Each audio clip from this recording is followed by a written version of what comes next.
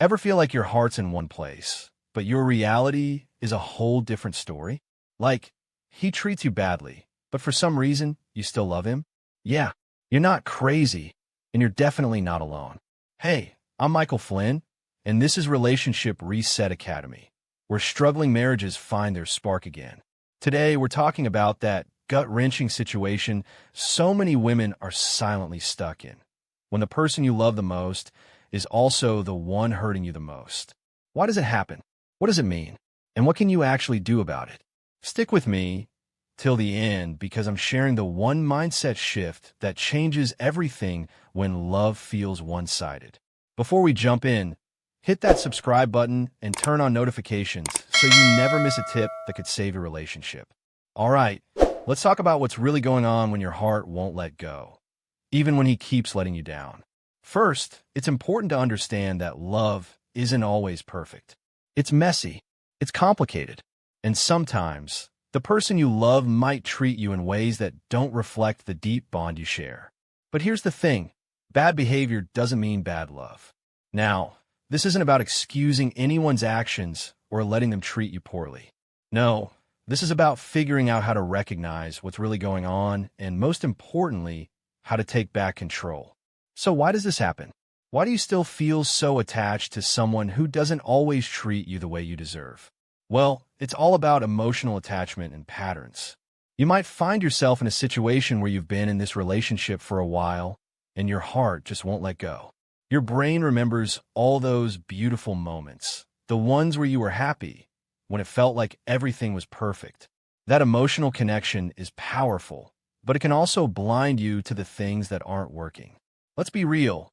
Love isn't about feeling good all the time. Love is about mutual respect, trust, and emotional safety. If your husband's behavior is making you feel unimportant, disrespected, or even hurt, it's a sign that something needs to change. But change doesn't always have to be about ending things. It can be about shifting the pattern of your relationship for both of you. Let's break it down step by step. Step 1. Recognize the problem. The first thing you need to do is step back and take a hard, honest look at what's happening in your relationship. I know this can be tough. It's easy to get so caught up in the feelings of love and hope that you overlook what's not working. You've probably been trying to make things better for a while now, but it's important to get real about the situation. So ask yourself, how often is his behavior crossing the line? Is it something that happens once in a while, or has it become a regular pattern?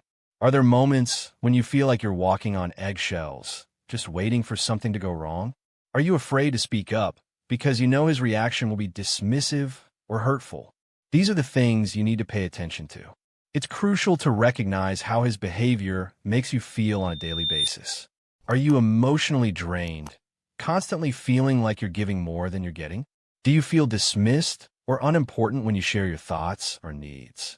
These feelings are telling you something about your relationship. And it's not about placing blame on either of you. It's about understanding the reality of your situation. When you begin to see the pattern for what it is, you're not just acknowledging a problem. You're giving yourself the clarity you need to make informed choices moving forward. You're not ignoring red flags anymore. And that is the first step in regaining control. It's easy to get stuck in the emotional side of things, especially if you've been together for a long time. But recognizing the problem isn't about fault.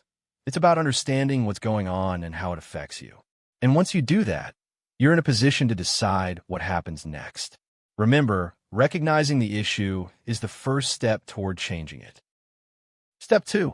Set clear boundaries. Once you've recognized what's going on, it's time to set boundaries. Now, setting boundaries isn't just about saying no when something happens that you don't like. It's about taking a firm stance on what you will and won't tolerate.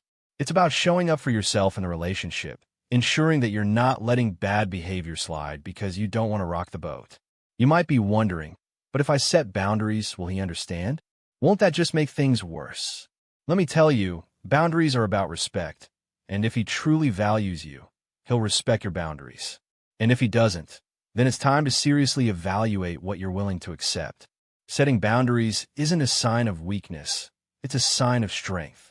It's you saying, I deserve respect, and I will not let anyone treat me poorly. It can be tough to set those boundaries, especially if you're used to compromising or letting things slide to keep the peace. But here's the thing.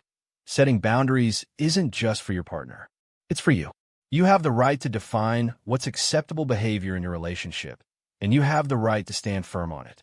When you start to express your needs clearly, you show that you respect yourself, and that's something that can't be taken lightly.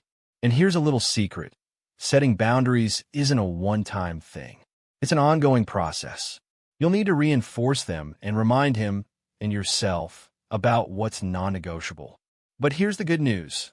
Once you start practicing this, you'll start feeling more in control of your situation. You'll stop tolerating things that hurt you, and that alone will bring a huge shift in how you feel about the relationship.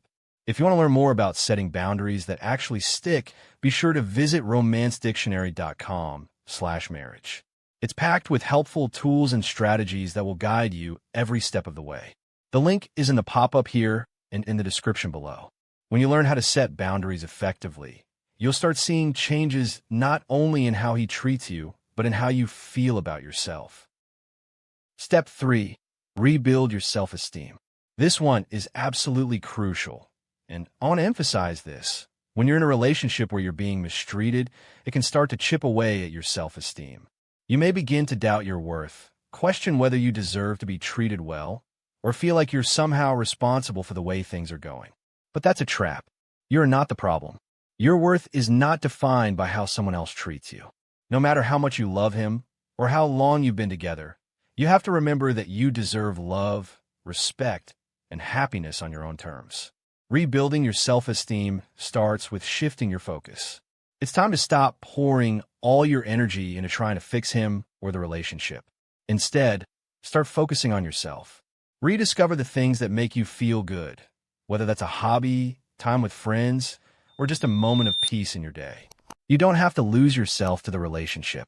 In fact, you can only improve your relationship when you first start caring for yourself again.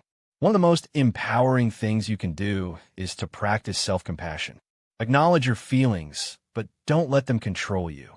Remind yourself every day that you are worthy of kindness and respect, both from others and from yourself. Start doing things that make you feel like the incredible person you are, and watch as your confidence begins to rebuild. Step 4. Communication. Finally, let's talk about communication. This is where a lot of people get stuck. It's so easy to feel like you're walking on eggshells, trying not to say the wrong thing, or avoiding tough conversations altogether. But if you want things to change, you've got to have the hard conversations. Now, this doesn't mean you need to yell or accuse him of everything that's wrong. Communication in this situation is about being clear, calm, and honest about how you feel. It's about speaking up for yourself, even when it's uncomfortable. Tell him how his actions make you feel. Let him know when his behavior crosses a line. But do this in a way that doesn't attack him as a person, but instead focuses on how the situation is affecting you. For example, you might say something like, "When you do specific thing, it makes me feel specific emotion. I need to be treated with more respect, and I don't feel that right now." This opens the door for a conversation, rather than an argument. The key here is that you must be honest about your feelings, but you also need to make space for him to respond. A relationship is about two people communicating openly. If he's willing to listen, that's a good sign. If he's dismissive or makes excuses, it might be time to reassess how much you're willing to accept. Communication isn't just about sharing your feelings, though it's about listening too. Make sure that when you speak, you're also ready to listen. He may have his own perspective, and understanding where he's coming from is just as important as expressing your own needs. But at the end of the day, your feelings are valid, and you deserve to be heard. So here's the thing. Love doesn't mean putting up with bad behavior. It means finding the balance between loving yourself and loving your partner. It's about knowing when to step up and when to step back. I know this isn't easy, but I'm telling you, if you take these steps, you will begin to feel empowered and in control of your relationship, no matter what. Remember, you deserve a love that lifts you up, not one that drags you down. If you're ready to learn more about strengthening your marriage, visit romancedictionary.com/marriage. You'll find incredible resources there that will help you transform your relationship into one that's based on mutual respect and love. The link is in the pop-up here and in the description below. If you found value in today's video, don't forget to hit that subscribe button, turn on your post notifications, and leave a comment below. I want to hear your thoughts. How are you feeling about your marriage? What steps do you think you'll take moving forward? And hey, if you need more relationship advice, we've got tons of videos right here for you. So stay tuned, and let's keep resetting those relationships for the better, one step at a time. Take care, and I'll see you in the next video.